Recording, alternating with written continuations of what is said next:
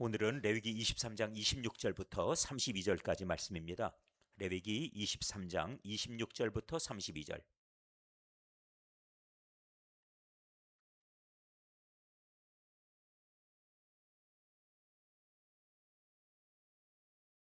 레위기 23장 26절부터 32절. 26절부터 말씀 보실 텐데요. 제가 26절 먼저 봉독합니다. 여호와께서 모세에게 말씀하여 이르시되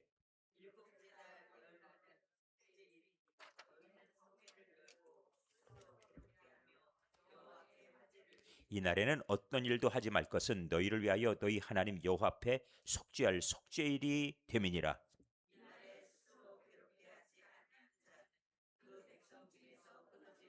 이날에 누구든지 어떤 일이라도 하는 자는 내가 그의 백성 중에서 멸절시키리니.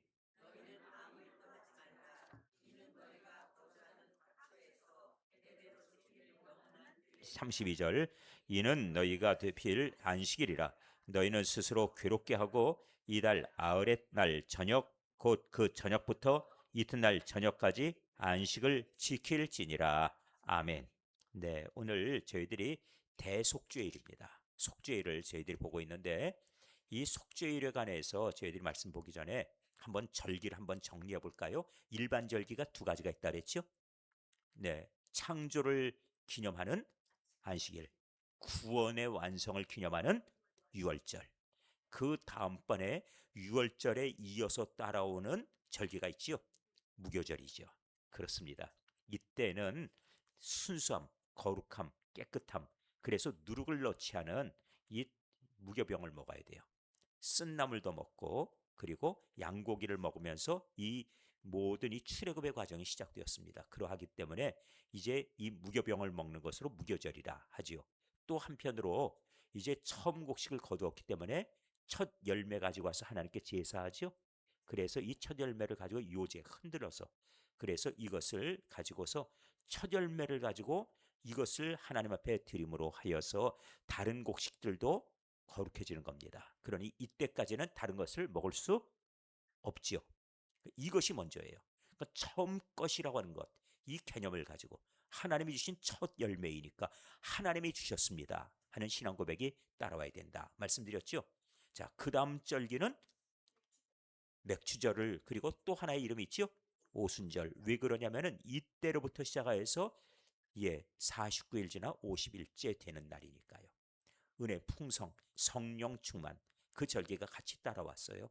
또 하나 맥추절이라 하는 절기도 있지요. 그래서 이 맥추절도 같이 오순절과 함께 지키는 절기입니다. 자, 이렇게 저희들이 보셨고 지난주에 보신 절기는 7월 1일 나팔절이죠. 나팔절이 왜 나팔절이에요? 나팔을 불기 때문에 나팔절입니다. 나팔을 왜 불까요? 신나서 불까요? 불 줄 아는 게 나팔밖에 없어 불까요? 무엇일까요? 지난 시간 나팔을 부는 것 말씀을 들었지요. 이날은 승리를 선포하는 날이에요. 그렇습니다. 하나님께서 이 7월에 있을 이 일들 속에 이미 나팔절에 대해서 우리가 한 두어 가지 사건을 보셨어요. 첫 번째 본 것은 무엇이냐면은 이들이 이 과거에 있던 일들이지만은 이들이 이 나팔 부는 가운데서 하나님이 큰 일들을 이루어 주신 사건 두 가지를 예를 들어 드렸는데 기억하십니까? 네. 제일 먼저 여리고성에서 7째 되는 날이었죠. 그때 뭘 하라고요? 나팔 불어라.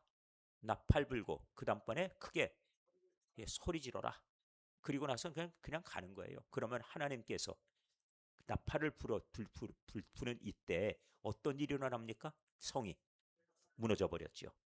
그러니까 하나님의 승리를 갖다 선포하는 그 나팔입니다. 세상에 대해서 우리들이 이런 담대함이 있으면 좋겠어요. 하나님의 승리. 또 하나의 나팔이 있었다면 기드온의 나팔이었죠. 그래서 실상은 기드온의 나팔 소리를 듣게 되면은 이거는 거기 있던 그 미디안의 군대가 그 엄청나게 많았는데 이 미디안의 군대를 이 사실 우리들이 해야 우리가 싸워서 이긴다 그게 아니라 하나님의 승리.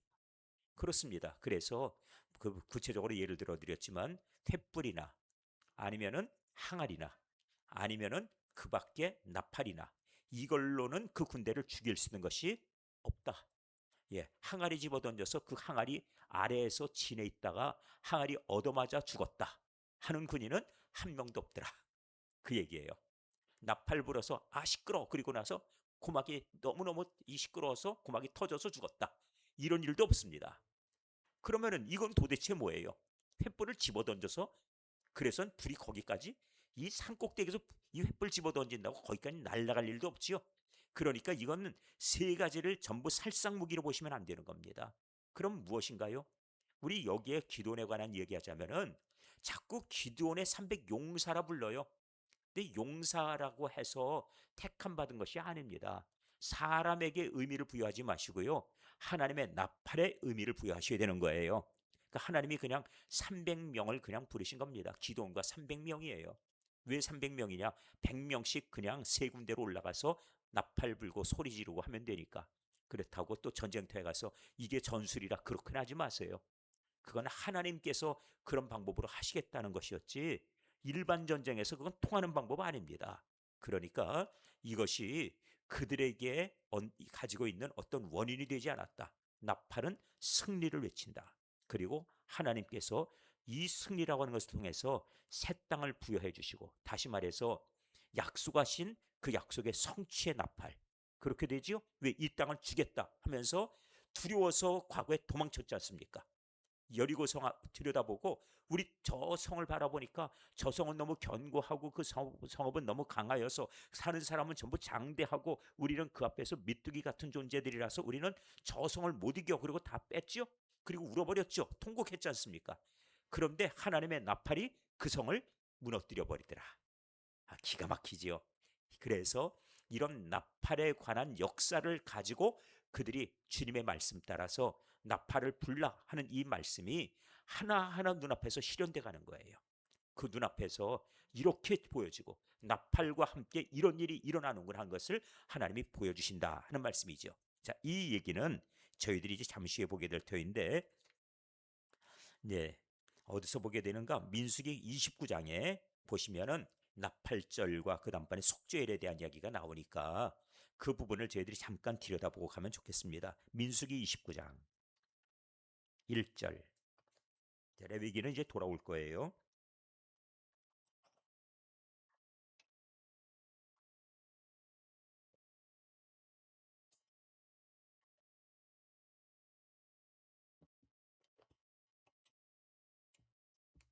레위기 돌아올 것이고 민수기 29장 찾으셨습니까? 네, 그러면은 이제 한번 나팔절에 대해서 이제 그 제사 방식을 민수기에서는 또 이렇게 기록을 해놨어요. 29장 1절 뭐라고 한다던가 한번 보시죠. 일곱째 달에 이르러는 그달 초하루에 성회로 모이고 그 다음번에 여기도 아무 노동도 하지 말라. 아무 노동도 하지 말라는 것은 사람들이 할 수 있는 것이 아니란 뜻이죠. 다시 말하면은 여기에 그 나팔을 불면서 일어난 수많은 승리 그리고 하나님께서 이 언약하신 바의 성취 이 모든 것들은 다 하나님께서 하시는 것이지 사람이 하는 것이 아니기 때문에 인간의 요소를 끼워넣지 말라는 거예요. 우리 그동안에 기도원의 나팔 얘기하면서 나팔 불 때 뭐 기도원에 뭐 일곱 용 300 용사가 어떻고 하면서 인간들이 뭐 똑똑한 사람 골랐다 그러면서 뭐 맨 처음에 3만 명 왔는데 그다음에 가라 그랬더니 2만 명 가고 1만 명 남았다. 그런데 하나님이 너무 많다. 그래서 또 물가로 내려가지요. 그래서 물을 떠먹어라. 그래서 300명 손으로 떠먹은 사람 왜 이 사람들을 남겨두셨을까? 왜 그랬을까요? 그랬더니 하는 얘기가 이 사람들은 좌우를 살필 줄 아는 사람이에요. 이 사람들은요 똑똑해가지고 주의력이 깊어요. 그리고 이 사람들은 지혜로울 뿐만 아니라 그래도 다른 사람들에 비해서 뭔가 그래도 가진 지혜가 있어 보이거든요. 이런 식으로 해석하는 것은 다 비성경적입니다. 비성경적. 다시 말씀을 드릴게요. 왜 300명을 뽑았나? 그냥 숫자가 적어서. 그냥 숫자가 적어서예요. 9,700명을 뽑으면은 이 사람들이 나중에 이기면 뭐라 그래요? 누가 이겼다고? 우리가 이겼다. 그렇지요? 저는 그래서 성경을 보는 시각이 일정합니다. 무엇이요? 성경의 역사는 누구의 역사? 하나님의 역사를 사람의 역사로 자꾸 끼워 넣으면은 그럼 누룩이 끼어 들어가요. 신앙생활을 하나님께서 은혜 베푸심을 기준으로 삼아야 되는데 인간의 요소를 자꾸 집어넣으면은 교회가 어떻게 돼요? 변질돼요. 그러니까 이걸 경계해야 됩니다. 이런 부분을 방치하면은 나중에 교회가 아주 이상해져 버려요.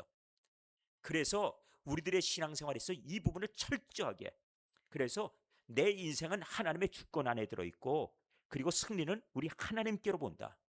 우리 교회에 하나님께서 은혜 베풀어 주셔서 오늘 여기까지 이르게 된 것이다. 우리는 그럼 로봇입니까? 아니에요. 300명이 로봇이라고요? 아닙니다. 하나님이 선택하신 사람들이고 승리의 증인들이에요. 그렇게 쓰임받는 거 귀하지 않습니까? 그런 면에 여기 우리 초대교회 교인들 저는 아주 매우 귀한 분들이라 생각해요. 그러나 우리 교회도 하나님이 세우셨고 우리를 불러주신 분도 하나님이시고 우리를 통해서 하나님이 일하고 계시다는 사실, 이걸 꼭 염두에 두시기를 바랍니다. 자, 그러면은 이제 이 나팔절 7월 1일이죠. 자, 그리고 제사 드리는 방식 여기 쭉 나와 있어요. 9절까지 이렇게 제사를 지내라. 민수기에서 이제 앞으로 보게 될 내용이니까 나팔절에 대해서 1절부터 6절까지 있다 하는 것을 지난 시간 말씀드리고, 이제 오늘은 주제가 속죄일이니까 7절로 가겠습니다. 민수기 29장 7절. 자, 여기는 이제 조금 자세히 보도록 하시죠. 민수기 29장 7절. 일곱째 달 며칠? 이게 몇 월 며칠을 얘기하는 겁니까? 왜 한글로 풀어놔가지고 7월 10일, 이게 대속죄일이에요. 이날이 7월 10일이. 그러니까 민수기 29장 7절에도 나와 있지만 7월 10일 이날은 속죄일이다. 그리고 이날을 위하여서 이제 레위기 16장도 가서 볼 거예요. 제사장이 이날을 위해서 무엇을 해야 될 것인가 하는 것이 거기 나오니까요. 그래서 오늘은 민수기 29장, 그 다음번에 레위기 16장을 이제 보게 될 터인데, 이 속죄일에는 제사장이 1년 동안 준비했다가 피를 가지고 지성소로 들어가게 되지요. 그래서 이 역할을 맡는 제사장을 1년에 한 차례 제비를 뽑아서 그 사람을 무엇이라 부르던가? 대제사장. 제사장 중에 어떤 사람? 대제사장. 이렇게 되는 거예요. 그럼 그 사람은 자기 집안에 장례가 있어요. 그러면은 장례에 갑니까 안 갑니까? 시체를 만질 수 있나요? 안 됩니다. 다 일반 제사장들은 이 장례에 가서 자기 가족의 경우는 같이 참여할 수 있어요. 그런데 불구하고 대제사장의 경우는 안 된다 그랬지요. 왜 그렇습니까? 7월 10일 때문이에요. 그러니까 이날 중요한 일이지요. 매우 중요한 날입니다. 그 온 백성을 위해서 그가 들어가서 대속죄일에 이 모든 이 제사를 집례하게 될 겁니다. 이렇게 저희들은 일단 듣고 그 얘기는 레위기 16장에 가서 할 것이고, 오늘은 여기 민수기 29장. 자, 일곱째 달 열흘날에는 너희가 성회로 모일 것이요. 그러니까 이날은 혼자서 하는 게 아닙니다. 자, 우리들 신앙생활 혼자 하는 거 아닙니다. 기억해 두십시오. 신앙생활은 성회로 모이라 그랬죠. 하나님 앞에 나오게 하셨어요. 그래서 제가 참 우려했던 것이 무엇이냐면은 집에서 예배드려도 된다라고 하는 그런 어떤 이론을 설파한 그 모든 교수님들, 목사님들, 이거 완전히 성경에도 없고 그리고 정부 시책에 따라가는 완전한 굴종주의자, 하나님 말씀을 왜곡하는 이론을 갖다 대준 사탄의 하수인, 전 아주 확실하게 알아요. 교회 나오지 않고 그리고 각자 개인이 이 절기를 지켜도 된다? 이렇게 하는 건 이건 안 되는 거예요. 그래서 제가 세운 대책이 무엇이었습니까? 그냥 교회 주일날 오라는 거지요. 차에서 안 내려도 좋아. 그러니까 그 차에서 비록 거기에서 영상으로 핸드폰으로 예배를 드릴 망정 거기서라도 가족들이 함께 교회 와서 주일날은 특별한 날인 것을 보이라는 거예요. 그러니까 6일 동안 부부싸움 내내 했는데 한 주 안 싸우더라. 웬일이지 저 집? 그랬더니 저 집 예수 믿는 집이야. 그래도 주일날이라고 안 싸우네. 뭔가 차이가 있어야 된다는 거예요. 너무 비유를 갖다가 너무 희한한 걸 했나? 예, 뭔가 남다른 날, 뭔가 특별한 날, 그 개념이 있어야 돼요. 하나님의 날이다. 물론 그런데 우리들이 안식일을 지켰다면은 그 안식일을 지킨 것을 가지고 7일 동안 우리 삶의 기준 삼으라는 뜻이 들어 있어요. 그러니까 하나님께 예배를 드렸으면 이제는 나머지 6일간은 예배자의 삶을 살아라 하는 뜻이죠. 그 얘기는 이 세상 살아가면서 하나님께 예배드렸다면은 6일간은 하나님의 뜻을 따라서 살아가는 것. 그런 것들에 대한 기준 중심을 가지고 가라. 삶이 예배가 되도록 해라 하는 그 뜻이 있겠지요. 그런 점에서 예배 드렸으니까 이제는 한 주간 동안 오 할렐루야 난 이제 예배 드렸으니까 일주일 자유야 이거 아니라는 거예요. 예, 나는 예배 드렸으니까 이제는 됐습니다. 이제 놀아도 되지요. 예, 예배 드리고 놀자 이런 쪽으로 그 하나의 과정으로 예배를 사용하지 마시라 하는 말씀을 드린 바가 있어요. 자, 그렇다면은 이제 보겠습니다. 너희의 심령을 괴롭게 하며라고 말하지요. 심령을 괴롭게 하는 이 방법은 무엇이냐? 금식입니다. 여기 이제 괴롭게 한다는 얘기가 여기뿐만 아니라 오늘 본문에도 계속 나와요. 너희 심령을 괴롭게 하라. 그리하지 아니하면은 멸망당한다.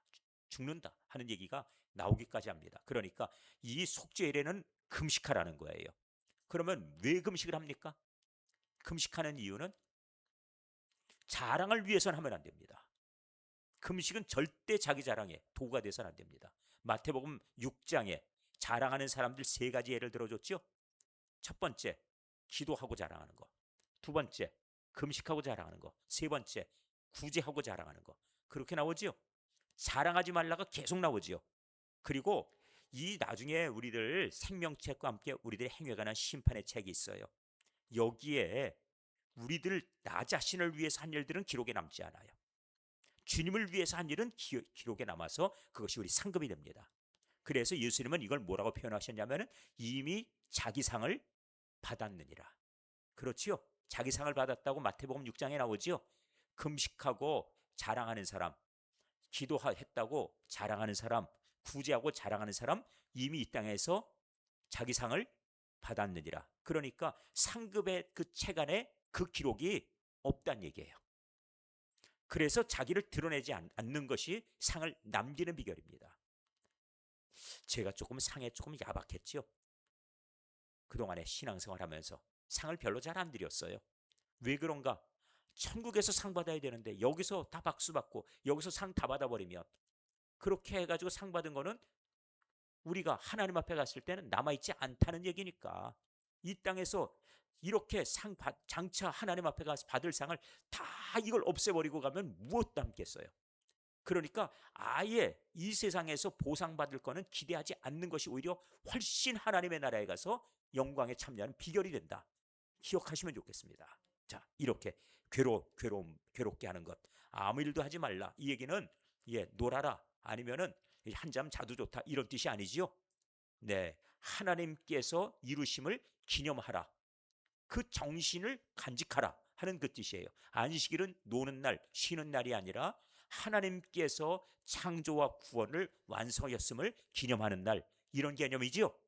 그러니까 우리가 안식일에 대한 개념을 사람의 시각이 아니라 그 용어 때문에 쉬는 날 이런 개념이 아니라 하나님의 영광, 하나님의 그 능하심, 하나님이 이루신 놀라우신 일, 이것을 기념하는 날, 이렇게 정하고 가시라 하는 하나님의 뜻이 들어 있습니다.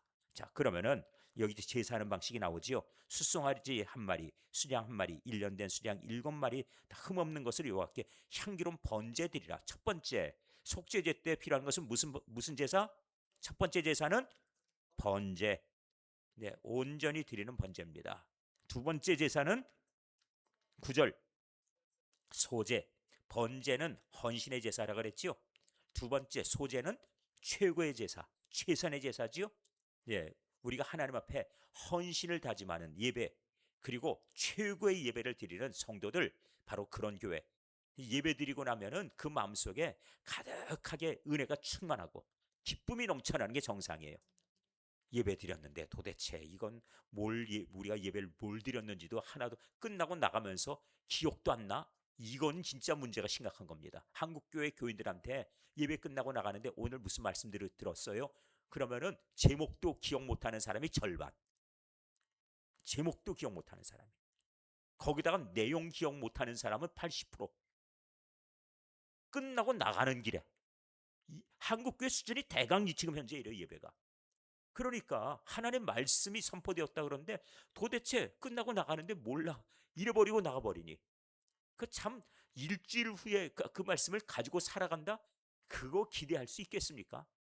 아마 하루 잠자고 나면은 전부 다 어제 주일은 주일이었는데 오늘 월요일인 걸 보니 이렇게 하고 넘어가 버리면 이건 진짜 고민되는 상황이지요. 그런 점에서 말씀을 들었으면 그것이 기억나도록 그거는 우리 좀 새겨가면 좋겠습니다. 자, 이제 제사 소제였죠. 그래서 소재로 고운 가루에 기름 섞어서 쓰되 수송아지 한 마리에 10분의 3, 순양 한 마리에 10분의 2, 어린 양 7마리, 어린 양 한 마리마다 10분의 1을 드릴 것이며 소재로는 하고 지금 드리는 제사 위에다가 거기다가 이렇게 소재를 얹어서 같이 태워 드려요. 번제에다 같이 태워서 그리고 속죄제와 상번제, 상번제라는 것은 항상 불을 피워놓고 드리는 번제예요. 그러니까 속죄제와 상번제와 그 소제와 그 전제는 거기에다가 포도주를 붓지요. 그러면은 포도주에는 알코올 성분이 들어있지요. 그러다 보니까 확 타오르지 않겠습니까? 자, 그렇게 해서 그 전제의 순염소 한 마리를 속죄제로 드린다 하고 나와 있어요. 제사 방식이 민수기 29장에 나와 있지요. 자, 그러면 이제 가서 저희들이 보도록 합니다. 레위기 16장이 이제 저희들이 보시는 그 우리들 대속죄, 속죄일에 관한 내용이에요. 자, 이제 자세하게 레위기 16장을 추억해 보십시오.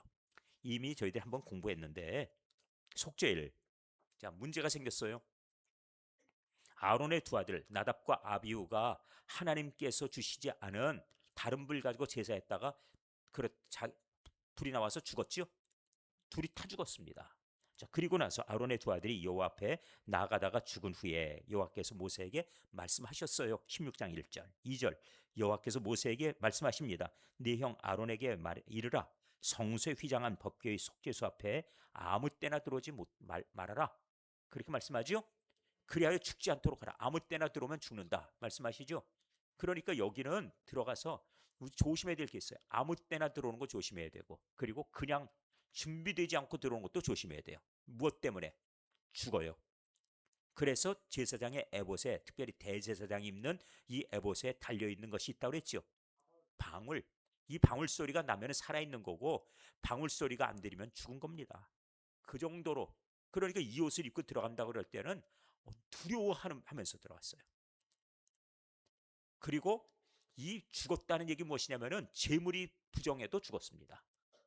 그러면은 제사장을 제물로 해서 제사장이 생명을 내놔야 됐어요. 대제사장이. 하나님께서 그가 죽음으로 해서 그 백성을 건져주신다. 그러니까 이 제물이 부정하기 때문에 못 받는다 그러면 그 날짜는 하루니까 대신에 대제사장을 죽여가지고 그래서 그곳으로 백성의 죄를 사해 주시는 그런 은총의 시간을 가졌다는 얘기입니다. 이렇게 우리가 기억을 하고 있지요. 네, 자 그러면 이제 가서 봅니다. 아론이 3절 성소에 들어오려면 수송아지를 속죄제물로 삼고 순양을 번제물로 삼고 자, 이 속죄일에 속죄제물 가지고 또 그 다음번에 순양을 번제물로 삼아야지요. 옷은 거룩한 세마포 속옷 입고 그 다음에 세마포 속바지 몸에 입고 이건 이 벌써 제사장으로 위임받을 때 다 이 예복은 이미 벌써 그가 이렇게 다 그때 받은 바가 있지요. 이 옷을 입어요. 그 다음번에 세마포 띠 띠고 세마포 관을 쓰고 그 다음에 거룩한 옷으로 이렇게 다 단장을 하고 들어갑니다. 그리고 물로 그의 몸을 씻고 입으라. 자, 위임 받을 때도 이 절차 따라서 했지요. 씻고 나서 속바지 입고 그 다음에 겉옷 입고 하면서 다 이렇게 이 한 바가 있어요. 이스라엘 자손의 회중에게서 속죄제물을 삼기 위해서 그 다음번에 수염소 몇 마리? 2마리와 그 다음에 번제물을 삼기 위하여 수량 1마리. 자, 이렇게 해서 속죄제물을 가지고 들어갑니다. 그리고 번제제물을 가지고 들어가요. 자, 그런데 이제 또 할 일이 있어요. 6절. 아론은 뭘 합니까? 자기를 위한 속죄제 수송아지를 드려야죠. 자기 자신도. 그래서 자기와 집안을 위하여 속죄하고 그 다음번에 또 뭘 합니까? 또 그 두 염소를 가지고 회막문 앞에 두고 두 염소예요. 염소 2마리. 그래서 두 염소를 위하여 뭘 합니까? 제비를 뽑아요. 그래서 1마리 제비 뽑은 이 1마리는 여호와를 위해서 그리고 한 제비는 아사셀을 위하여 하고 돼 있지요. 이 아사셀 이거는 예, 이 아사셀이란 뜻은 보내는 내보내는 염소란 뜻이에요. 그러니까 이 아사셀이라는 이 단어가 멀리 쫓아보내는 염소란 뜻입니다. 그래서 이 아사셀, 쫓아보내는 이 염소를 하나 정하여서 그리하라 하는 말씀이에요. 왜 쫓아보내나요? 이 염소는 찢겨 죽을 겁니다. 나가서 광야에서 짐승에게. 이렇게 해서 하나를 내보내요. 그래서 아론은 여호와를 위하여 제비 뽑은 염소를 속죄제로 하나는 제비 뽑았으니까 드리고, 또 한 마리는 아세셀을 위하여 제비 뽑은 염소는 어떻게 해요? 산채로 요 앞에 두었다가 그것으로 속죄한 다음에 아세셀을 위하여 광야로 보내라. 이렇게 돼 있지요. 자, 이거는 그런데 아세셀은 누굴 위해 하는 일이에요? 6절. 아론은 누구를 위해서? 자기를 위하여 속죄제 수송아지 드리고 자기의 집안을 위해 속죄한 다음에 두 염소를 택해서 하나는 쫓아내고 하나는 제사 드려라. 왜 자기를 위해서 하냐면은 대제사장이기 때문이에요. 대제사장. 그 대제사장이 자기 자신의 죄를 먼저 정결하게 하고 들어가라 하는 뜻입니다. 그리고 또 하나, 장차 대제사장으로 오실 분, 그분이 이렇게 죽임을 당할 거예요. 그래, 그분은 자기 자신을 온전히 주시는, 이 세상의 죄인들을 위해서 온전히 주시는 번제의 그 성격이 되겠죠. 또 속죄제의 성격도 되겠죠. 하나님과 관계를 회복하는 화목제도 되겠죠. 그러니까 예수님은 바로 이런 제물이 되실 거예요. 번제물, 또 거기에다 속죄제물, 화목제물 다 제물로서의 본인의 역할을 하겠지요. 그런데 예수님은 이렇게 하시지만, 그러나 불구하고 여기서 우리가 한 가지 기억할 것은, 예수님이 이렇게 하기 위하여서 자기 자신 정결함을 가지고서 이 땅에 오셔서, 그래서 남자의 후손이 아니라 여자의 후손으로 오셨다. 왜? 이 아담의 계보가 되면 안 되기 때문에. 그렇지요? 아담의 계보가 되면은 죄인이 되니까. 그래서 이 마리아를 통해서, 여인을 통해서 태어나게 되는데, 그 여인은 동정녀가 아들을 낳게 될 것이다 해서 태어난 예수님 메시아가 오시는데, 이제 여기 이 땅에 죄인된 이 대제사장으로의 역할하는 사람은 자기 자신을 위해서 찢길 염소, 다시 말해서 예수님이 죽으실 때 어떤 일을 향해요? 채찍에 맞죠? 아시죠? 네, 그래 살이 찢겨요. 그 다음번에 또 머리에도 가시 면류관을 쓰게 하죠. 이 이스라엘 땅에서 가시나무를 혹시 보신, 제가 한번 또 보여드려야 될 것 같은데, 가시가 얼마나냐면은 요만큼 손가락만 해요. 가시가. 예. 예. 그런데 이 나무가 이 볕이 뜨겁기 때문에, 볕이 뜨거우니까 이 잎사귀가 커지면 증발이 돼 버리고 나무가 말라 죽어요. 그럼 잎사귀가 어떻게 되냐면은 뾰족해지면서 물이 날아가지 않게, 증발되지 않게 잎사귀가 이렇게 뾰족해지는 형태로 가시가 돼 버려요. 그런데 이 가시가 얼마나 정말 아주, 예, 이게 그야말로 그냥 가시예요. 그래가지고 이걸 엮어서 사람 머리도 쿡 누르면 사람 이 피부를 뚫고 들어갈 만한 단단한 가시란 얘기예요. 그래서 그 왕으로서의 조롱하기 위해서 이 가시로 엮어서 가시 면류관을 만들어서 이걸 가지고 이렇게 눌러서 여기 머리에 가시가 박혀서 고정을 시켜버린 겁니다. 그리고 왕이요, 유대인의 왕이요, 이렇게 조롱을 했다는 얘기죠. 그러니까 살이 찢기는 일들이 여기서 피가 흘러내리는 것으로, 또 채찍에 맞음으로 하여서, 그래서는 온몸이 찢기는 것으로, 마치 아사셀의 양처럼 찢기는 그런 어떤 형상을 하나 보이고, 그 다음번에 또 하나는 여기에 그가 또 하나 드려진 것은 속죄제물이었죠. 그러니까 온 속죄제, 예수님께서 속죄제의 요건은 무엇이냐면은 죄 없는 사람들, 혹은 죄를 알지 못하고 행한 사람들, 죄가 없다 하는 건 표현이 좀 과했고, 죄를 알지 못하고 한 사람들의 죄를 용서하기 위해서, 그래서 그들의 죄를 위해 이 제사 지내는 것을 속죄제라 한다면, 예수님도 마찬가지로 속죄제의 성격을 갖춰야 되니까 예수님이 그들의 죄를 그들이 알지 못함이니다라고 하고 속죄제물로서 자기 자신의 죄물의 성격을 거기서 확인해 주셨죠. 이렇게 해서 그들이 고의로 한 죄가 아니라 저들이 알지 못하고 한 죄입니다. 그래서 자기 자신이 이제 속죄제물로 드려집니다 하는 선언을 해주어요. 그래서 자기 자신이 아세셀의 염소처럼, 또 하나 이 번제로 이 속죄 제물로 드려지는 이 염소처럼 예수님은 그렇게 찢겨서 또 피 흘려서 죽으시게 될 겁니다. 자, 이렇게 해서 속죄일 이 날짜가 이제 이들에게 선포가 되었습니다. 자, 그렇다면은 이제 저희들은 본문으로 돌아가도록 할까요? 오늘 본문 갑니다. 레위기 23장 26절. 이젠 오늘 본문을 이해하기 참 이제 쉬울 거예요.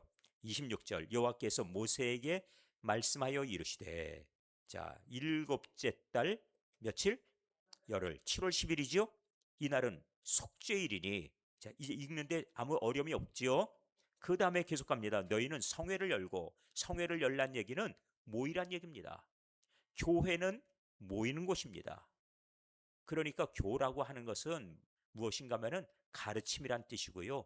그 다음번에 말씀이란 뜻이 교 안에 들어있어요. 그리고 회는 모인다는 뜻입니다. 그럼 말씀 앞에 모이는 바로 그곳이 바로 교회입니다. 성도들의 공동체를 교회라 불러요. 그러니까 신앙생활은 혼자 하는 것 아니다 하는 그것 분명히 간직하시고, 교회 생활은 함께하는 생활이다 하는 것을 꼭 전제하셔야 됩니다. 교인들 가운데서 혼자서만 나는 그냥 교인이야, 나는 교회 갔다 왔어, 그리고 매일 교회 뒷자리에 갔다가 집에 가고 뒷자리에 앉았다 가고 하면서, 그리고 나는 예배를 잘 드렸고 기독교인으로서 내 할 도리를 다 했다고 생각한다면은 그거는 자기 방식의 신앙생활이지 성경적인 신앙생활은 아니라는 겁니다. 꼭 간직하셔야 돼요. 자, 그 다음에 가겠습니다. 28절 이날에는 어떤 일도 하지 말 것은, 이건 벌써 느낌이 딱 오지요. 하나님께서 죄를 사해 주시는 거지 우리의 능력으로 하는 것이 아닙니다. 속죄는 하나님의 은혜입니다. 이것을 표현하기로 하나님이 내 죄를 사해 주십니다 하는 것이지 내 노력이나 내 의지로 되는 것 아니라는 표현이 들어있고요. 그 다음번에 너희를 위하여 너희 하나님 앞에 속죄할 속죄일이 됨이니라. 너희를 위하여 너희 하나님 앞에 속죄할 속죄일, 다시 말하면 하나님 앞에 나와서 하나님의 은혜 아래 죄를 사해 주시기를 바라고 너희가 할 도리를 하라는 뜻이에요. 자, 이렇게 해서 속죄일을 지키게 됩니다. 그날에, 이날에는 29절 스스로 괴롭게 하지 아니하는 자는 그 결과는 무엇인가요? 그 백성 중에서 끊어질 것이라. 그러니까 죄를 용서받기 위해서 나왔다고 하면 우리의 자세가 하나님 앞에서 간절함이 있어야 돼요. 그리고 우리의 연약함을 보여드려야 돼요. 금식하는 이유는 무엇입니까?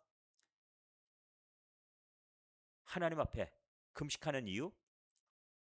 금식하면 능력 받습니까?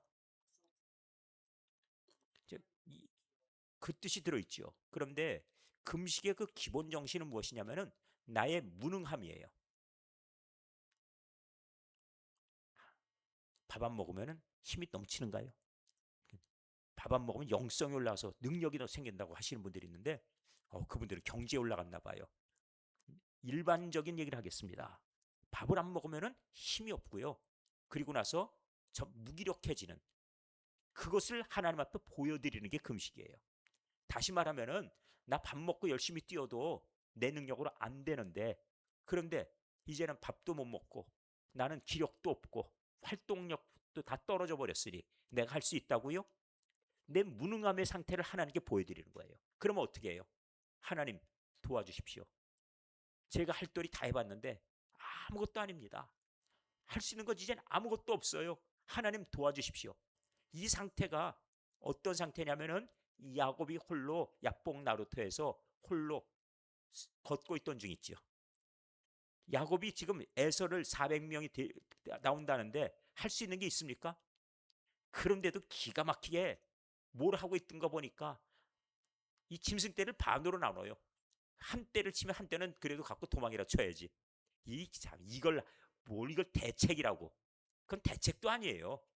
그 사실 애굽의 군대가 한때 치고 나서 또 쫓아오면 어떡하려고? 또 반 나눠요?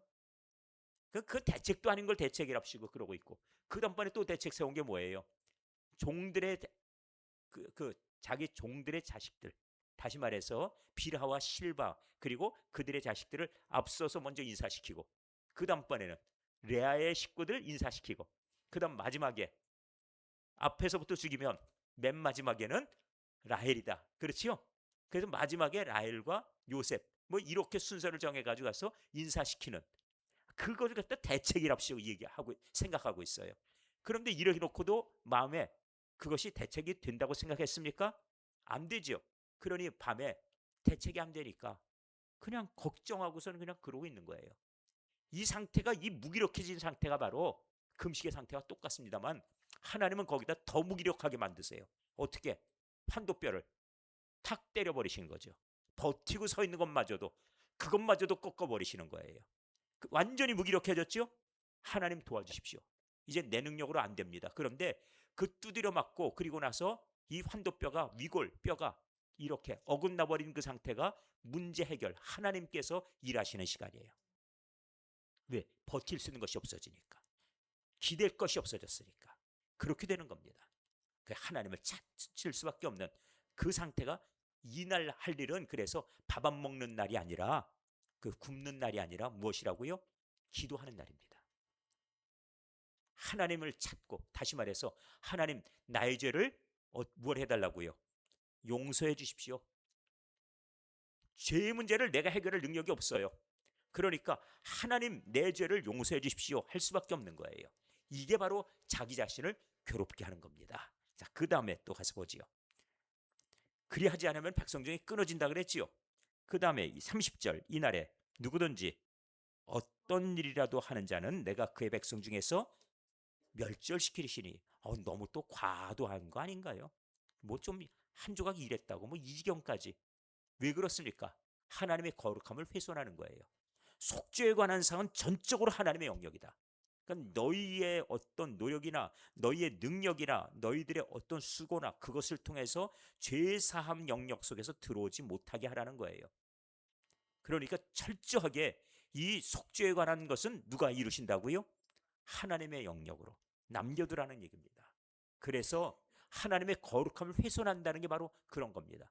모세가 사실 어찌 보면은 조금 불쌍해요.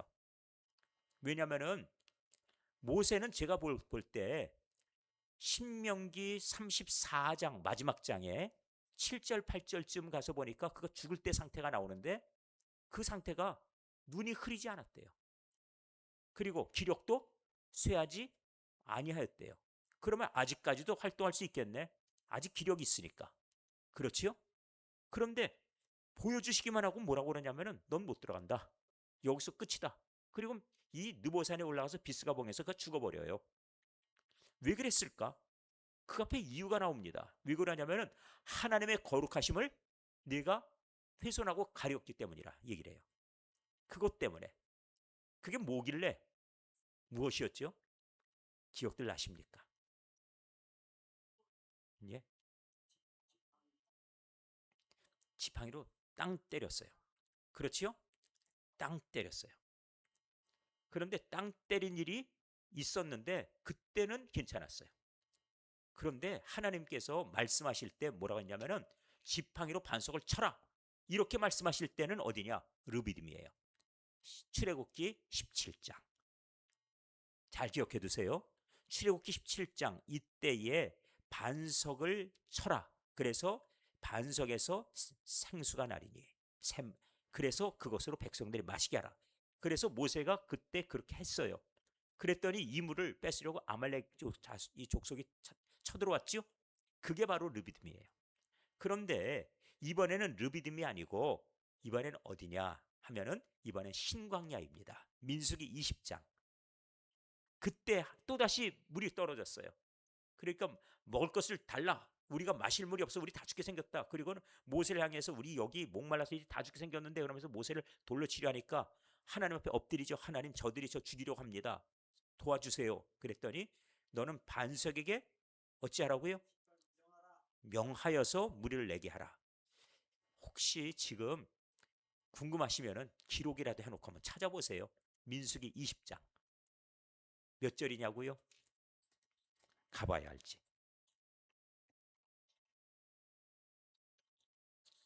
장소가 다르고 시간이 다르지요. 민수기 20장은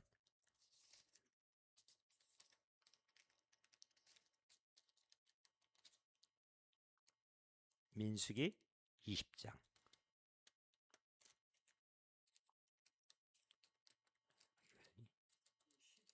몇 절입니까? 자, 말씀하시기로 네, 10일 하나님께서 어디 말씀하시냐면은 8절. 8절. 지팡이를 가지고 네 형 아론과 함께 회중을 모으고 그들의 목전에서 너희는 반석에게 어찌하라고요? 명령하여 물을 내라. 이렇게 하셨어요. 물을 내라 하고서는 그렇게 명하라는 것이에요. 자, 그래서 물을 내라 하고서 이렇게 명하라는 것이죠. 네가 그 반석이 물을 내게 하여 회중과 그들의 짐승에게 마시게 할지니라 그랬죠. 그래서 모세가 그 명령대로 옆에서 지팡이를 잡았죠. 그런데 그가 10절 모세와 아론이 회중을 그 반석 앞에 모으고 여호와께서 말씀하신 대로 합니까? 모세가 그들에게 이르되 반역한 너희여 우리가 너희로 이 반석에서 물을 내랴. 그리고 그 다음에 뭘 해요? 모세가 그의 손을 들어 그의 지팡이로 어찌했다고요? 반석을 어찌? 두 번 쳤다. 그러니까 하나님 말씀 명령대로 했습니까? 이게 하나님의 거룩하심을 훼손한 거예요. 그래서 하나님께서 그 다음에 민수기의 그 뒤로 가면은 너는 내 거룩함을 훼손했기 때문에 너는 가나안 땅 못 들어가 하고 말씀하세요. 이 사건이에요. 그러면 아이 그까짓 걸뭐 반석을 뭐 그냥 지팡이로 뭐 때렸다고 반석이 그냥 갑자기 뭐 가루가 돼버린 것도 아니고 하나님 뭐 그렇게 이제까지 40년 수고한 사람을 뭐 그런 식으로 취급해 주셔. 하나님 좀 너무 뭐 그러신 거 아니야? 이렇게 하지 마십시오. 이 반석이 바울 사도가 해석해 주었는데 반석은 곧 누구라고요? 그리스도입니다. 고린도전서 10장. 그 반석을 치는 사건은 무엇이에요? 예수님의 고난, 십자가 지시는 일. 그런데 십자가 지셔서 처음에 십자가를 지셨습니다. 그러면은 십자가에서 그 은혜가 모든 사람들의 생수가 되지요. 흘리신 피가 보혈이 생수가 된다 그랬죠. 예수님도. 그런데 두 번째 또 같은 상황에서는 십자가를 또 지십니까? 아니지요. 이제는 어떻게 해요? 십자가의 은혜를 선포하기만 하면 돼요. 반석에게 명하여 물을 내라 했으니까. 이제는 예수의 피를 선포만 하면 그 능력이 나타난다는 거예요. 그런데 또 예수님을 십자가에 못 박아요. 이거는 하나님의 거룩하심을 훼손하는 겁니다. 그래서 못 간다 한 거예요. 못 들어간다. 자, 우리들 마찬가지예요. 교회가 하나님 말씀을 마음대로 왜곡하고 마음대로 그것을 변형시켜 버렸다. 그거 큰일 날 일입니다. 하나님의 거룩하심을 훼손하지 않도록 주의하셔야 된다는 뜻이에요. 이거 기억하십시오. 자, 이렇게 하여서 결국 모세는 하나님의 거룩하심을 훼손했다. 이 부분이 이제 나와 있는데 오늘 저희들 이렇게 아무 일도 하지 말라. 그런데 아무 일도 하지 말라 그랬으면은 아무 일도 안 하면 돼요. 그러면은 목사님 아무 일도 하지 말라 그랬으니까 그냥 우리 가만 앉았으면 되죠. 이게 아닙니다. 자기를 위하여 뭘 하지 말라는 것이에요. 하나님을 위하여서 하나님이 기뻐하신 일들을 많이 해야 돼요. 옛날에 그냥 안식일 그러면은 그냥 이날은 밥도 해 먹으면 안 돼. 이날은 차 타도 안 돼. 과거에 막 그랬어요.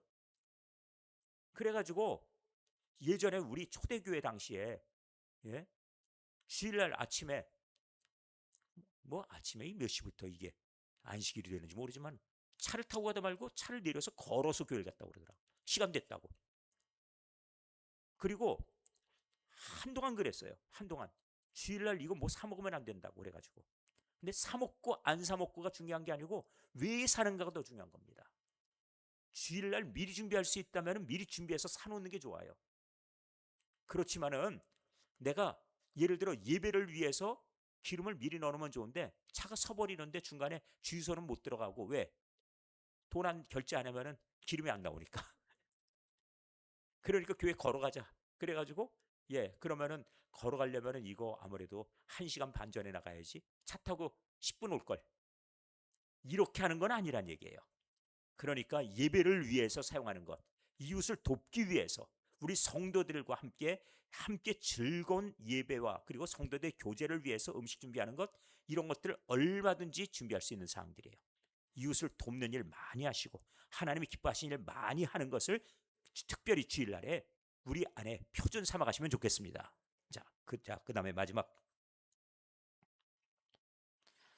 자, 이는 너희가 거주하는 각처에서 대대로 지킬 영원한 규례니까 어디에 있든지 그리 하라는 말씀이지요. 니는 너희가 쉴 안식일이라. 너희는 스스로 괴롭게 하고 이달 아흐렛날 저녁, 다시 말해서 오후 6시예요. 이들은 이제 날이 하루 시작이 이스라엘은 오후 6시부터죠. 그리고 그 다음날 10일입니다. 7월 9일 저녁 때부터 시작해서 곧 그 저녁부터 이튿날 저녁 6시, 10일 날 오후 6시까지. 그 사람들은 하루를 오후 6시에 시작하고 그리고 저녁이 되며 또 아침이 되니 이렇게 하루를 계산하죠. 우리 자정 개념이랑 조금 달라요. 그러니까 그 다음날 10일 오후 6시까지다 하고 말씀하시는 겁니다. 자, 이렇게 해서 속죄일에 관한 말씀을 보셨습니다. 자, 그러면 이제 한 가지 더 보도록 합니다. 히브리서에 이 속죄일을 설명을 해놨죠. 네, 히브리서의 10장으로 가봅니다. 히브리서 10장 마지막으로.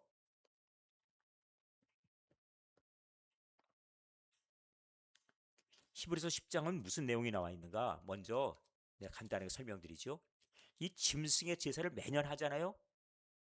그 속죄를 1년마다 한 번씩 하죠. 그런데 이 짐승의 피로 속죄를 하는 것이 이것이 사람의 죄를 용서할 수 있는 겁니까? 안 된다는 거예요. 왜 안 되는가 하면은 죄를 누가 지었어요? 사람이 지었으니까. 그럼 생명 바치고 그리고 피 흘려야 될 대상은 짐승이 아니라 누구요? 사람이어야 돼요. 그러니까 죄 없는 사람이어야 돼요. 이래야지 이게 속죄가 되는 겁니다. 그럼 짐승으로 했잖아요. 그거는 이 죄 없는 사람으로 오시는 예수님 오실 때까지 짐승으로 하여서 그림자, 다시 말해서 모형을 삼아서 하나님이 그것으로 나중에 예수님이 오실 것에 예표를 삼아 주신 거예요. 그 얘기가 히브리서 10장에 나와 있지요. 뭐라고 나와 있던가요? 히브리서 10장에. 10장 1절 율법은 장차 올 좋은 일의 그림자일 뿐이다. 참 형상은 아니다 그러지요. 해마다 늘 드리는 같은 제사로 나오는 자들은 언제나 온전히 할 수 없다. 다시 말하면 짐승의 제사로는 온전히 할 수 없다지요. 그렇지 않으면 섬기는 자들이 단번에 정결하여게 되어 다시는 이 제사 안 해도 됐을 거 아니냐. 불완전하기 때문에 또 그 다음에 또 하는 거야. 이렇게 되는 거예요. 그래서 뭐라고 말씀하고 있습니까? 3절. 그러나 이 제사들에는 해마다 죄를 또 기억하게 하는 것들이 들어있어서 완전한 해결이 안 된답니다. 그래서 이는 황소와 염소의 피가 능히 죄를 없이 하지 못한다. 그렇습니다. 그래서 예수님이 장차 오셔서 할 일, 그것을 보여주기 위해서 하나님이 임시로 세워주신 방편이다 하는 말씀이에요. 자, 그러면 이제 오늘 속죄 제사, 예수님이 하시는 제사 10절로 가봅니다. 10장 10절. 자, 이 뜻을 따라 예수 그리스도의 몸을 몇 번 드렸습니까? 단번에 한 번으로. 이게 바로 속죄를 지금 상징해요. 그리고 예수님의 십자가를 상징합니다. 그래서 예수님의 십자가 한 번으로 하여서 그래서 우리가 거룩함을 얻게 되었다. 이렇게 말씀하고 11절 제사장마다 매일 서서 섬기며 자주 같은 제사를 드리지만 이 제사는 언제나 죄를 없게 하지 못하거니와 누가 합니까? 오직 그리스도는 죄를 위하여 한 영원한 제사를 드리시고 한 영원한 제사는 십자가 위에서 자기 자신을 제물로 드린 제사예요. 그리고 하나님 우편에 앉으사 하고 말씀하고 있지요. 그 후에 자기 원수들을 자기 발등상이 되게 하실 때까지 기다리라 하고 말씀하셨다는 거예요. 그래서 그 거룩하게 된 자들은 한 번의 제사로 영원히 온전하게 하셨다 말씀하는데 그것을 예수님은 뭐라고 선포하셨어요? 한 번의 제사 이걸 다 이뤘다 하셨지요. 그러니까 짐승의 제사로 그동안에 매년 했는데 안 됐어요. 왜? 사람의 죄니까. 짐승의 피 가지고는 사람의 죄를 용서하지 못하지만 하나님은 장차 죄 없으신 인간으로 오신 예수님이 인간의 죄값을 다 치르실 것을 그것을 예표하시려고 짐승으로 이 제사를 하게 하심으로 하나님이 참아주신 거예요. 죄에 대해서. 그리고 은혜를 베푸시는 겁니다.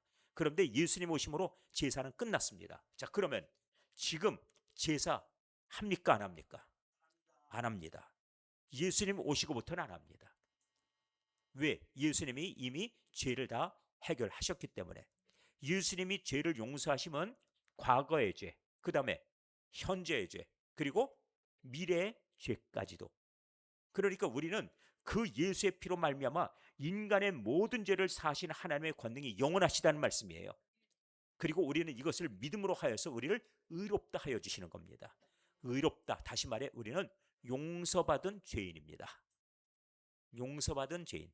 그러니까 의롭다, 일컬음 받은 죄인이다. 자, 여기까지 이제 오늘 말씀 이제 드렸습니다. 이제 기도할 제목들 나누도록 하죠. 저희들이 예수님의 대속죄 사건, 십자가, 그리고 그 은혜는 오늘도 우리에게 왕권이 있습니다. 오늘도 왕권이 있습니다. 어둠의 권세는 십자가 피 앞에서 모두 무기력하게 다 쫓겨나가게 될 것이고, 그리고 우리를 괴롭히는 악신은 다 사라지게 될 것입니다. 왜 그래요? 왕권을 주셨기 때문에. 우리에게 다스리는 권세 주신다 그랬죠? 다스리는 권세가 우리에게 있어요. 알지 못하면은 사용하지 못하는 것뿐입니다. 여러분이 혹시 그 동화책 가운데 오즈의 마법사라고 하는 동화책을 보신 적 있으십니까? 예? 거기 주인공 아가씨가 나오는데 도로시라고 하는 여자아이예요. 기억나세요? 이 도로시가 자기가 이제 그 자기 고향 땅에서 그 어쩌다가 멀리 떠나와 가지고 자기 고향 찾아가기 위해서 애쓰잖아요. 그래서 오즈의 마법사를 찾아가는데 나중에 가서 찾아보니까 오즈의 마법사 이게 엉터리예요. 엉터리인 걸 알았어요. 그런데 오즈의 마법사가 한 가지 가르쳐 주는 게 있어요. 야, 너 뭐 그렇게 걱정하냐? 너 쉬는 거 보니까 네가 그 마녀, 네가 물기 얹어 갖고 마녀가 녹아서 다 없어져 버리고 그 마녀 신발만 남았거든요. 그거 신고 돌아다녔어요. 야, 뭐 그걸 갖고 걱정하네. 너 쉬는 거 보니까 그걸로 발 굴르면은 그냥 너희 집으로 갈 텐데. 그래가지고 그 말을 듣고 나서 해보니까 휑 하더니 집으로 돌아와요. 그런데 날라오는 도중에 신발을 갖다 떨어뜨려서 신발이 어디 갔는지 잊어버리고 말죠. 그게 이제 그 얘기입니다. 오즈의 마법사. 자기가 그 신발 신고 있어도 모르는 사람이 있어요. 우리 교인들 가운데. 우리에게 하나님께서 주시는 악의 권세, 죄의 권세를 물리쳐 이길 능력을 우리들에게 하나님이 주셨을까요? 안 주셨을까요? 그걸 어떻게 알아요? 말씀으로 하셔야죠. 예, 우리에게 뭐라고 그러셨어요? 너희는 택하신 족속이요, 왕 같은 제사장이로 말만 하고 무슨 왕권 언제 한번 행사를 해봤어야지. 그냥 맨날 어둠 가운데 두려워하고 귀신 어쩌고 그냥 그거 겁먹어서 어둠이 나를 갖다가 혹시라도 괴롭히면 어째 이러고서 살아가니까 주눅들어 사니까. 그런데 우리에겐 왕권이 있다는 얘기예요. 왕 같은 제사장들이에요. 그러니까 적어도 이 정도라면은 예수 그리스도 우리를 그 어둠에서 기이한 빛으로 들어가게 하시니 예수 그리스도 그분의 아름다운 덕을 널리 선포하게 하려고 우리에게 이런 권한 주셨잖아요. 하나님이 택해 주셨다면은 이제 그것을 행사하시란 말씀이에요. 다시 말씀을 드립니다. 혹시라도 내 연약함이 있거든 내 연약함에다가 손을 얹고 예수의 피를 뿌리시기 바랍니다. 예수의 피는 치유의 능력이 있어요. 예수의 피는 어둠을 쫓아내는 권세가 있어요. 예수의 피는 악의 권세를 물리쳐 승리하는 권세가 있습니다. 이 왕권이 있어요. 그래서 이미 벌써 모든 어떤 악한 권세들이 마귀나 아니면 귀신이나 어떤 것이라 하더라도 성도들을 무너뜨릴 수 있는 능력이 이미 꺾인 겁니다. 언제? 예수님의 피 때문에. 자, 제가 이렇게 말씀드리고 기도의 제목 드리는 이유가 있어요. 예수의 피를 많이 뿌리시라는 거예요. 걱정거리 있습니까? 마음에 소망이 있습니까? 이것이 하나님의 뜻에 합한다면 예수의 피로 하여서 내 연약함은 사라질지어다. 선포하십시오. 예수의 피로 하여서 하나님께서 나를 거듭나게 하시고 그 피를 발라주심으로 하여서 거룩함을 입고 세상을 이기며 살게 해달라고 기도하시기 바랍니다. 이것이 바로 우리에게 주시는 바로 승리의 권세입니다. 속죄일, 이건 이 제사장이 들어가서 피를 가지고 이것을 제사를 드리고 하나님 앞에 부어서 그 다음번에 하나님께서 그 제사를 받으시면은 나와서 온 백성들에게 이젠 죄를 사함받았다 하고 선포하는 것이 속죄일이에요. 그렇다면 우리도 예수의 피가 이미 다 이뤘다 했으니 제사가 완성됐지요? 그러면 우리가 할 일은 무엇입니까? 제사장, 왕 같은 제사장인데 할 일은 선포지요. 선포하시길 바랍니다. 오늘 기도하는 가운데 나는 예수께서 나를 거룩하게 인쳐주셨고 그리고 또한 나를 하나님의 자녀 삼아주셨습니다. 하나님께서 나를 거룩하게 하셨습니다. 세상에서 어떤 것이라 하더라도 나는 주눅들지 않고 살아가도록 하나님의 자녀 삼아주셨습니다. 왕권 주셨습니다. 왕같은 제사장이라 해주셨으니 감사합니다 하고서 선포하시길 바랍니다. 걱정거리 있거든 이것을 가지고서 예수의 피로 이 그에 뿌리시고 그리고 혹시 자녀들을 위해서도 오늘 기도하는 가운데 예수의 피가 내 자녀들의 심령 위에 흘러넘치도록 풍성히 흘러가도록 기도하시기 바랍니다. 예수의 피는 만능이에요. 연약함을 고치고 어둠의 권세를 물리치고 그리고 우리의 연약함을 고치시는 만능 열쇠입니다. 예수의 피를 선포하시기 바랍니다. 이 제사장이 나와서 바로 이렇게 선포함이 백성들이 1년 동안 하나님의 그 모든 은총의 하나의 상징이 됐던 것처럼 오늘 속죄일의 말씀을 들었으니 귀한 은혜를 선포하는 은혜가 오늘 기도 시간에 있게 되길 바랍니다.